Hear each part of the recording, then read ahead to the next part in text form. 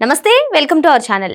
AP రాజధానిగా అమరావతికి చట్టబద్ధత కల్పించడంతో మరి అమరావతి రైతులు తమ మొక్కును చెల్లించుకునేందుకు విజయవాడ కనకదుర్గమ్మ టెంపుల్ కి వెళ్లడం, మరి అక్కడ ఆలయ చైర్మన్ అదేవిధంగా అధికారులందరూ కూడా వారికి ఘన స్వాగతం పలకడం జరిగింది. మరి గతంలో కూడా మనం చూసాం, జగన్మోహన్ రెడ్డి హయాంలో మరి ఈ పాదయాత్ర సందర్భంగా వారు మొక్కులు చెల్లించుకోవడానికి, పొంగళ్ళు సమర్పించుకోవడానికి వెళ్ళినప్పుడు అప్పటి సంగతులను ఎలా చూడాలి, మరి ఇప్పుడు వీరికి ఘన స్వాగతాన్ని పలకడాన్ని ఎలా చూడాలి తెలుసుకునే ప్రయత్నం చేద్దాం. దీన్ని విశ్లేషించడానికి మనతో పాటుగా ఉన్నారు ప్రముఖ ఆర్థిక, రాజకీయ, సామాజిక విశ్లేషకులు అప్పసాని రాజేష్ గారు. నమస్తే సార్. నమస్కారం. వైసీపీ హయాంలో మరి 3 రాజధానుల పేరిట అసలు ఎటువంటి రాజధాని కూడా నిర్మించలేకపోయారు. మరి అటువంటి సందర్భంలోనే అమరావతి మహిళలు, రైతులు అందరూ కూడా కదిలి పోరాటం చేస్తూనే మరి అక్కడ ఉన్నటువంటి అమ్మవారికి, విజయవాడ కనకదుర్గమ్మ వారి అమ్మవారికి, తిరుపతి ఇలాంటి ప్రయాణాలు పెట్టుకున్నటువంటి సందర్భంలో అక్కడ వారికి ఎదురైనటువంటి పరిస్థితులు మనం అందరం చూసాం సార్. మరి నేడు అమరావతి ఏకైక శాశ్వత రాజధానిగా ఆంధ్రప్రదేశ్కి రావడంతో వాళ్ళు వారి మొక్కల్ని చెల్లించుకోవడానికి విజయవాడ వెళ్ళడం, అక్కడ కనకదుర్గమ్మ వారి ఆలయంలో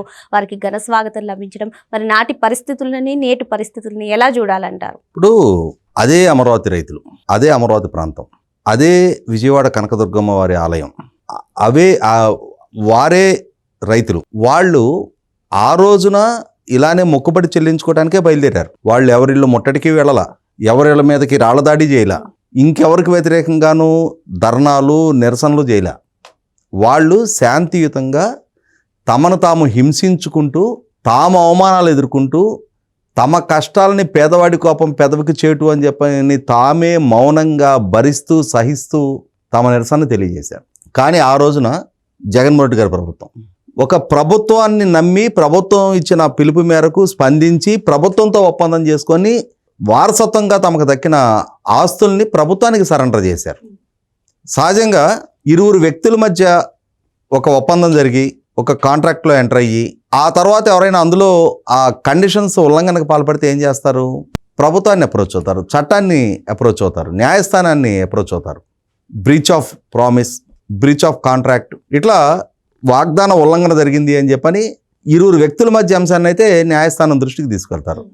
ప్రభుత్వమే వాగ్దాన భంగానికి పాల్పడింది అనుకో, ప్రభుత్వమే ఒప్పంద ఉల్లంఘనకు పాల్పడింది అనుకో, అప్పుడు ఎవరికి చెప్పుకోవాలి? ప్రభుత్వానికి వ్యతిరేకంగా నిరసన గళం వినిపిస్తారు సరే, కానీ తమ భవిష్యత్తు, తమ బిడ్డల భవిష్యత్తు, తమ ప్రాంత భవిష్యత్తు, రాష్ట్ర భవిష్యత్తు కూడా ఒక ప్రభుత్వం పణంగా పెడుతున్నప్పుడు ఆ ప్రభుత్వానికి వ్యతిరేకంగా గళం వినిపించాల్సిన సందర్భంలో అలా గళం వినిపిస్తున్నందుకు వాళ్ళ మీద తీవ్ర నిర్బంధకాండ ప్రయోగిస్తా, వాళ్ళ వ్యక్తిత్వానికి పాల్పడతా, మార్ఫింగ్ ఫోటోలతోటి, మార్ఫింగ్ వీడియోలతోటి ప్రభుత్వమే వాళ్ళకు వ్యతిరేకంగా ఒక రకంగా వాళ్ళకు పోటీ ఉద్యమాలని నిర్వహింపజేస్తూ, పోలీసుల చేత లాఠీ చార్జీలు, దాడులు, దౌర్జన్యాలు, కేసులు, జైళ్ల పాలు చేస్తూ ఉన్నప్పుడు వాళ్ళు ఇంకెవరికి మొరపెట్టుకుంటారు?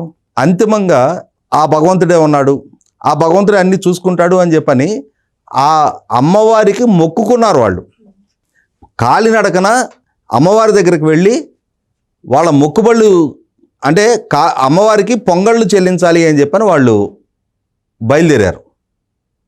అలా బయలుదేరిన వాళ్ళని వాళ్ళు ఏదో బోర్డర్ దాటి పాకిస్తాన్ మీదకి యుద్ధానికి వెళ్తున్నారో, లేదు పాకిస్తాన్ నుంచి బోర్డర్ దాటి మన దేశం మీదకి యుద్ధానికి వస్తున్నారో అన్నట్టుగా వాళ్ళని ఒక శత్రువులుగా భావించి, సంఘ వ్యతిరేక శక్తులుగా వాళ్ళని ట్రీట్ చేసి, యాంటీ సోషల్ ఎలిమెంట్స్ని ఎలా ట్రీట్ చేస్తారో అలా ముళ్ళ కంచెలేసి, ఆ ముళ్ళ కంచెలు దాటే ప్రయత్నం చేసిన వాళ్ళని పాశవికంగా వాళ్ళ మీద దాడులకు పాల్పడి, ఆ సందర్భంలోనే ఒక పచ్చి బాలింతరాల్ని కడుపులో దన్నారు.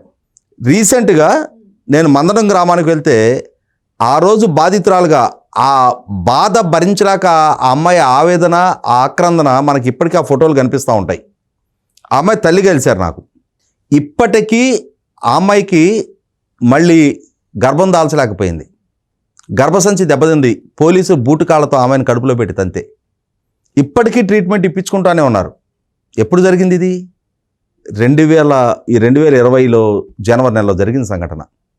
6 సంవత్సరాలకి కూడా ఇంకా అమ్మాయి నార్మల్ కాలేకపోయింది. మరి ఆ కుటుంబం, ఆ అమ్మాయి వాళ్ళు అనుభవిస్తున్న బాధ, ఆవేదనకి ఎవరు బాధ్యులు? అంత పాశవికంగా, క్రూరంగా వాళ్ళని హ్యాండిల్ చేయాల్సిన నేరం వాళ్ళు ఏం చేశారు? వాళ్ళే తప్పు చేయలా, తప్పు చేసింది ప్రభుత్వం. పనిష్మెంట్ విధించాల్సి వస్తే ఇదే పోలీస్ డిపార్ట్మెంట్, ఇదే యూనిఫామ్డ్ డ్యూటీలో ఉన్నవాళ్ళు ఈ విధమైన breach of promise breach of కాంట్రాక్ట్కు పాల్పడ్డందుకు ప్రభుత్వాన్ని దోషులుగా వాళ్ళ మీద కేసులు నమోదు చేయాలి, వాళ్ళ మీద యాక్షన్ తీసుకోవాలి. కానీ ఇక్కడ రివర్సు బాధితుల మీద జులుం ప్రదర్శించడం. అంటే మామూలుగా మనం చూస్తుంటాం, దున్నేవాడిదే భూమి, కర్ర ఉన్నాడిదే బర్రె. అంటే ఏంటి? అధికారం, హోదా, దర్పం, యంత్రాంగం ఎవరి చేతిలో ఉంటే వాళ్ళు ఏం చేసినా చలామణవుద్ది అనే రోజులు చూసాం.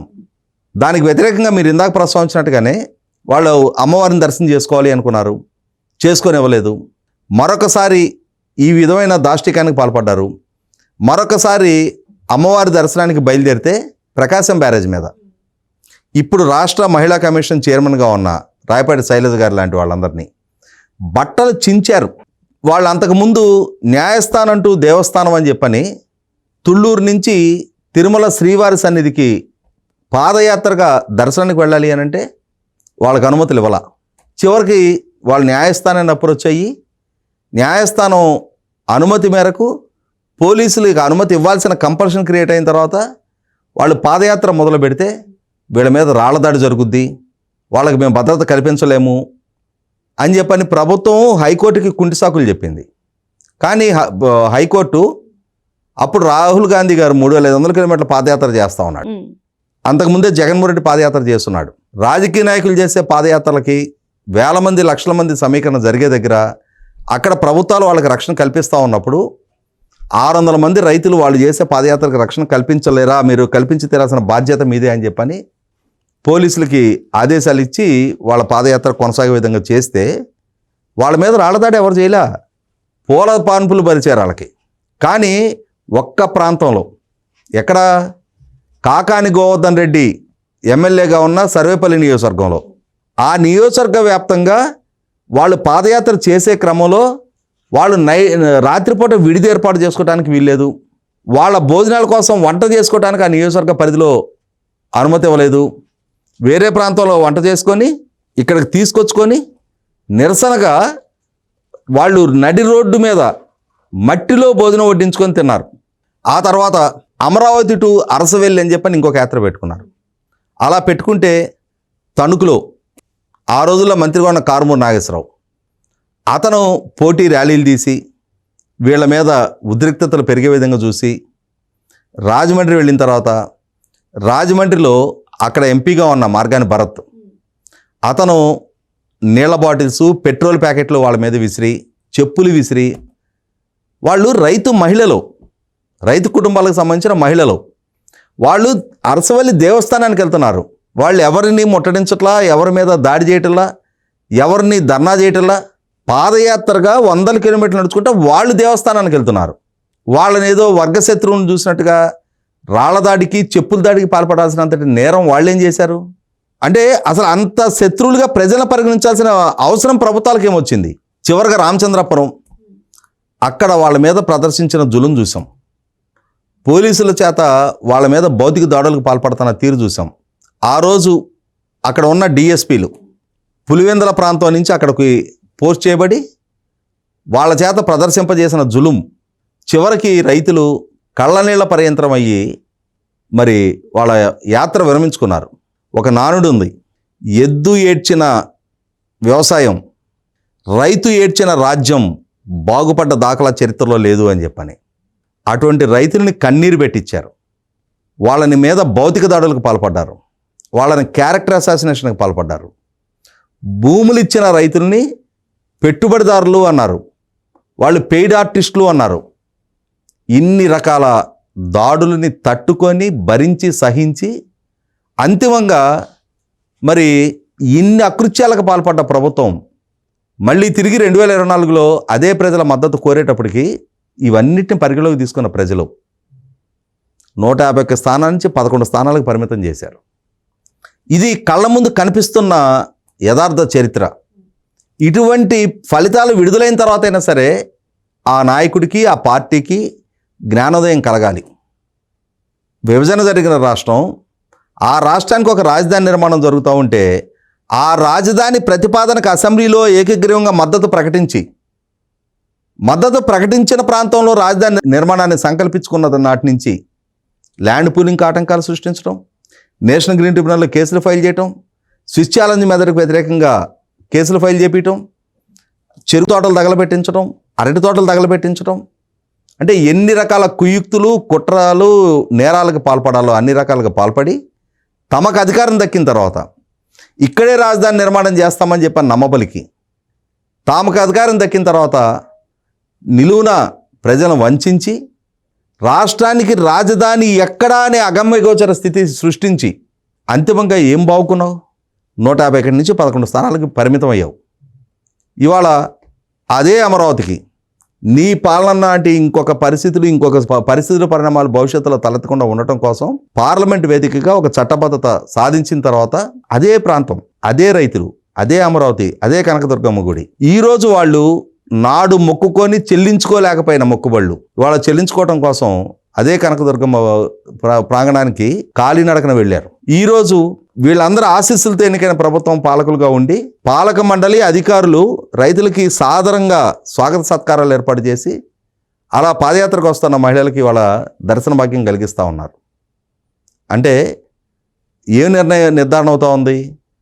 ప్రజారంజకంగా పాలన చేస్తానని చెప్పని వాగ్దానం చేసి పాలకుడిగా అవకాశం దక్కిన తర్వాత ప్రజా కంటకంగా పరిపాలన చేసిన పాలకుల్ని చూశారు.